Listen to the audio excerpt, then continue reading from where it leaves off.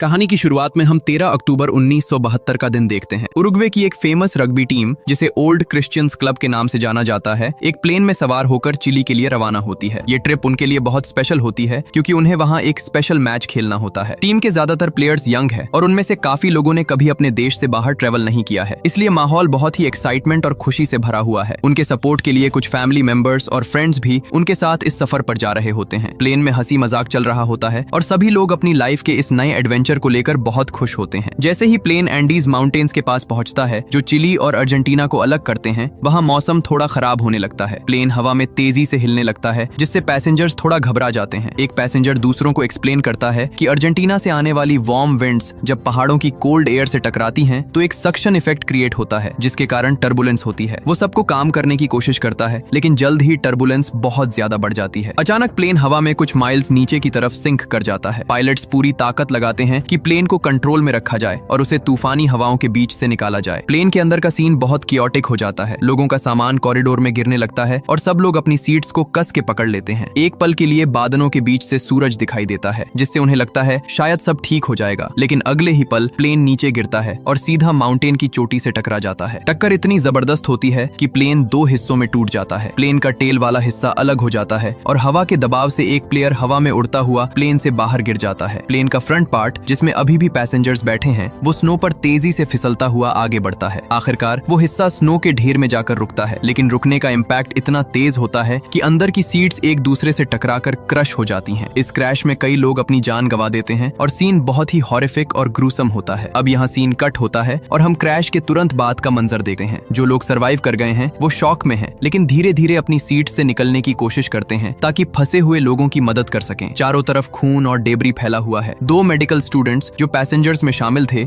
Immediately action में आते हैं। वो ब्रोकन लिम्स वाले लोगों को शांत करने की कोशिश करते हैं और जितनी हो सके उतनी फर्स्ट एड देने की कोशिश करते हैं। कुछ लड़के पायलट के कॉकपिट की तरफ जाते हैं चेक करने के लिए, लेकिन पायलट बुरी तरह जख्मी होता है और बस कुछ शब्द बोलकर दम तोड़ देता है। सर्वाइवर्स देखते हैं कि प्लेन का रेडियो भी पूरी तरह खराब हो चुका है और काम नहीं कर रहा है। कुछ लोग बाहर निकलकर मदद के लिए चिल्लाते हैं, लेकिन चारों तरफ सन्नाटा और स्नो के अलावा कुछ नहीं होता। जैसे ही रात होती है, टेम्परेचर तेजी से गिरने लगता है। एंडीज की ठंड बर्दाश्त से बाहर होने लगती है। बचने के लिए सभी सर्वाइवर्स प्लेन के टूटे हुए हिस्से के अंदर एक साथ हडल कर लेते हैं ताकि बॉडी हीट शेयर कर सकें। प्लेन में जो बड़े होल्स हो गए थे, उन्हें बंद करने के लिए वो डेड बॉडीज और बैग्स का इस्तेमाल करते हैं ताकि ठंडी हवा अंदर ना आ सके। रात बहुत मुश्किल होती है। कई लोग दर्द की वजह से रो रहे होते हैं। अगली सुबह जब धूप निकलती है तो उन्हें पता चलता है कि रात भर में कुछ और लोग ठंड की वजह से फ्रीज होकर मर गए हैं। तूफान अब शांत हो चुका है और सूरज की रोशनी तेजी से चमक रही है। सर्वाइवर्स बाहर निकलकर देखते हैं तो उन्हें दूर दूर तक सिर्फ बर्फ और पहाड़ दिखाई देते हैं। उन्हें रियलाइज होता है कि वो सिविलाइजेशन से बहुत दूर है। ग्रुप डिसाइड करता है कि अगर उन्हें जिंदा रहना है तो उन्हें ऑर्गेनाइज होना पड़ेगा। वो प्लेन के अंदर से टूटी हुई सीट्स और डेब्री को बाहर निकालते हैं ताकि रात को सोने के लिए सबके पास जगह हो। जो लोग जख्मी हैं उन्हें उस जगह पर लिटाया जाता है जहां सबसे ज्यादा धूप आती है ताकि उन्हें थोड़ी गर्मी मिल सके। अब सीन शिफ्ट होता है सर्वाइवर्स की मैनेजमेंट की तरफ। वो हर एक सूटकेस और बैग को ध्यान से चेक करते हैं। जो भी चीज यूजफुल लगती है उसे संभाल कर रख लिया जाता है। सबसे इंपॉर्टेंट टास्क होता है खाना ढूंढना। पूरे प्लेन को सर्च करने के बाद उन्हें बहुत कम मात्रा में चॉकलेट्स और वाइन मिलती है। डेड बॉडीज को प्लेन से दूर ले जाकर स्नो से कवर कर दिया जाता है ताकि वो डीकंपोज ना हो, और उन्हें उम्मीद होती है कि जब रेस्क्यू टीम आएगी तो वो बॉडीज को अपने साथ ले जाएंगे। जब सब कुछ ऑर्गेनाइज हो जाता है तो वो बहुत थोड़ा सा स्नैक खाते हैं। अचानक उन्हें एक प्लेन की आवाज सुनाई देती है। सभी लोग पूरी ताकत से चिल्लाते हैं और अपने हाथ हिलाते हैं, लेकिन प्लेन उन्हें बिना देखे निकल जाता है। दूसरी रात वो थोड़ा बेहतर तैयारी के साथ सोने जाते हैं। वो बैग्स में से कपड़े निकालकर ब्लैंकेट्स की तरह यूज करते हैं और होल्स को सूटकेस से कवर कर देते हैं। तीसरी दिन नैंडो नाम का कैरेक्टर, जो क्रैश के बाद से अनकॉन्शियस था,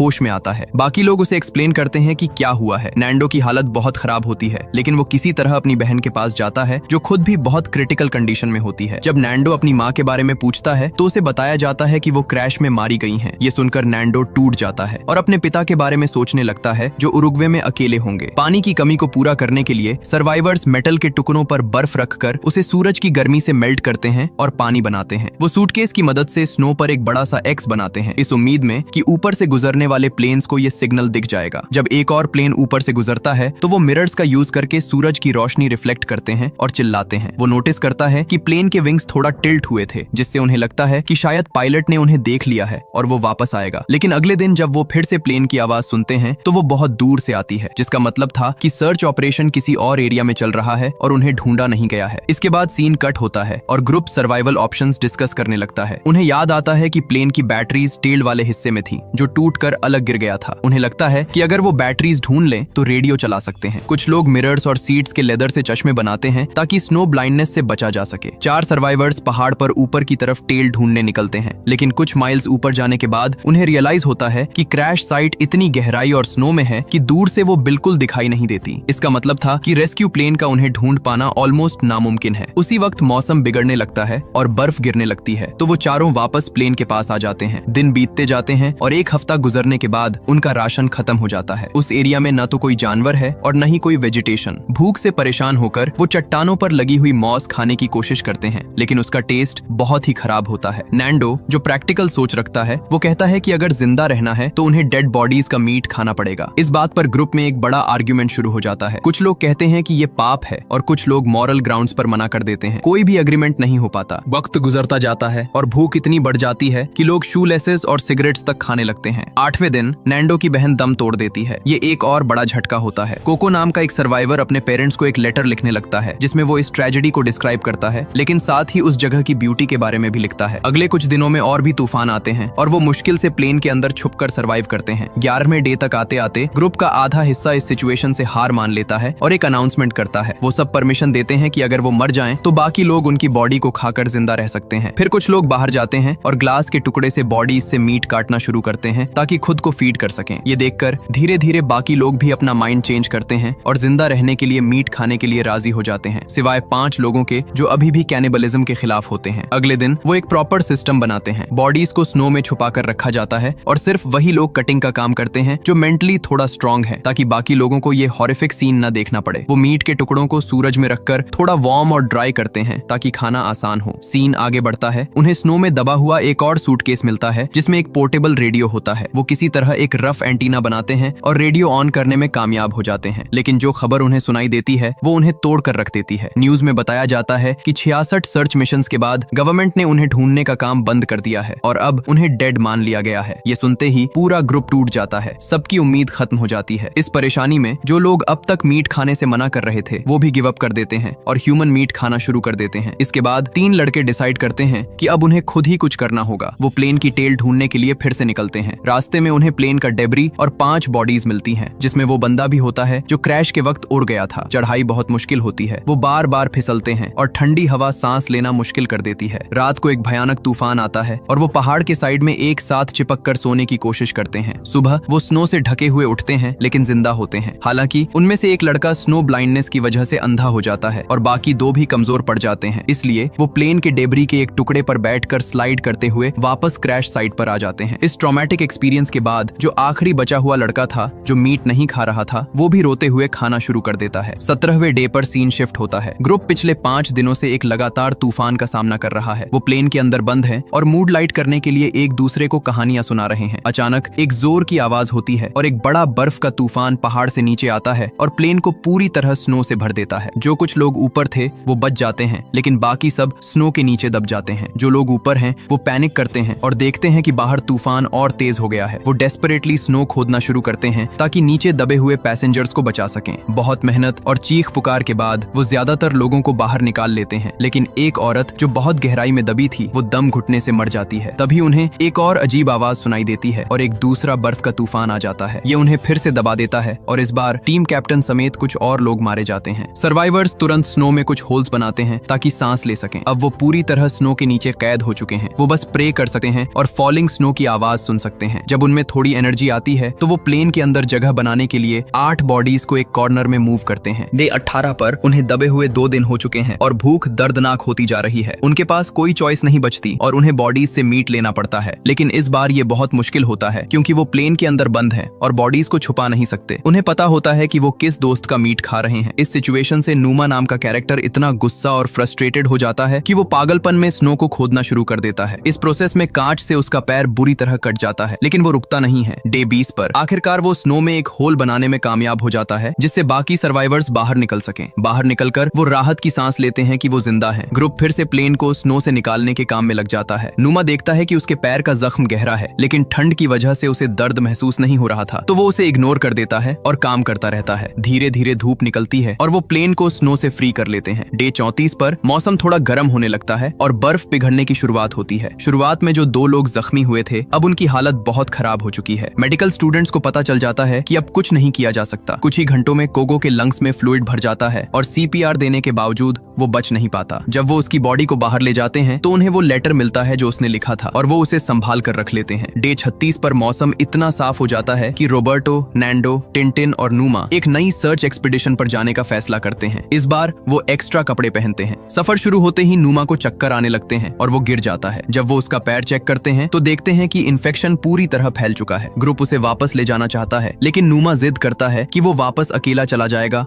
और बाकी लोग आगे बढ़ें। नूमा जैसे तैसे वापस क्रैश साइट पर पहुंचता है और बेहोश हो जाता है। जब उसे होश आता है तो वो देखता है कि एक और बीमार पैसेंजर हेलुसिनेट कर रहा है और फिर मर जाता है। अगले दिन ग्रुप कॉकपिट से बर्फ हटाने का काम शुरू करता है। नूमा मदद करना चाहता है, लेकिन वो इतना कमजोर हो चुका है कि कुछ नहीं कर पाता। ये हेल्पलेसनेस उसे बहुत परेशान करती है। जल्द ही वो 3 लोग वापस आते हैं और एक बड़ी खुशखबरी लाते हैं। उन्हें प्लेन की टेल मिल गई है। वो वहाँ से काफी सारे कोट्स, रम की बॉटल्स, सिगरेट्स और चॉकलेट्स लेकर आए हैं। सबसे बड़ी बात, उन्हें बैटरीज भी मिल गई हैं। वो बैटरीज को कॉकपिट के रेडियो से कनेक्ट करने की कोशिश करते हैं। बहुत मेहनत के बाद रेडियो में स्टैटिक नॉइज आती है, लेकिन वो किसी को कांटेक्ट नहीं कर पाते और कोई रिस्पॉन्स नहीं मिलता। दिन फिर से बीतने लगते हैं। ग्रुप अब बाहर जाने से डरता है क्योंकि बाहर की ठंड जानलेवा है। नूमा का इन्फेक्शन अब उसकी पूरी बॉडी में फैल रहा है। टेल से लाया गया खाना भी खत्म हो रहा है, तो उन्हें अब डेड बॉडीज से मीट निकालना पड़ता है। अब ये सब उनके लिए एक रूटीन बन चुका है। नूमा को रियलाइज हो जाता है कि उसके पास ज्यादा वक्त नहीं बचा है, इसलिए वो खाना बंद कर देता है ताकि दूसरों के लिए ज्यादा फूड बचे। रेडियो फिक्स करने की एक और कोशिश में शॉर्ट सर्किट हो जाता है और वो उम्मीद भी खत्म हो जाती है। गुस्से में वो प्लेन पर सर्वाइवर्स की गिनती लिखते हैं। एक और ट्रिप के दौरान उन्हें टेल सेक्शन में वाटरप्रूफ फैब्रिक मिलता है जो पाइप्स को कवर कर रहा था। उन्हें आइडिया आता है कि इससे एक स्लीपिंग बैग बनाया जा सकता है जो उन्हें रात की ठंड से बचाएगा। छोटा रेडियो अभी भी चल रहा होता है और उस पर वो सुनते हैं कि क्रैश के 58 डेज बाद भी एयरफोर्स एक और एयरक्राफ्ट भेजने की प्लानिंग कर रही है। इस बात पर फिर से बहस होती है कि इंतजार करें या खुद मदद ढूंढने जाएं। रोबर्टो फ्रस्ट्रेटेड होकर स्लीपिंग बैग को फाड़ देता है। मूड लाइट करने के लिए ग्रुप चिड़ियों की आवाजें निकालता है और एक कैमरा ढूंढकर फोटोज खींचता है। उस रात नूमा उन्हें परमिशन देता है कि मरने के बाद वो उसकी बॉडी खा सकते हैं। सुबह वो उसे मरा हुआ पाते हैं। उसके हाथ में एक नोट होता है जिस पर लिखा था कि दोस्तों के लिए अपनी जान देने से बड़ा कोई प्यार नहीं है। नूमा के इन शब्दों से इंस्पायर होकर रोबर्टो, नैंडो और टिंटिन डिसाइड करते हैं कि अब वो आर पार की लड़ाई लड़ेंगे। वो वाटरप्रूफ फैब्रिक से नया स्लीपिंग बैग बनाते हैं, काफी सारा मीट पैक करते हैं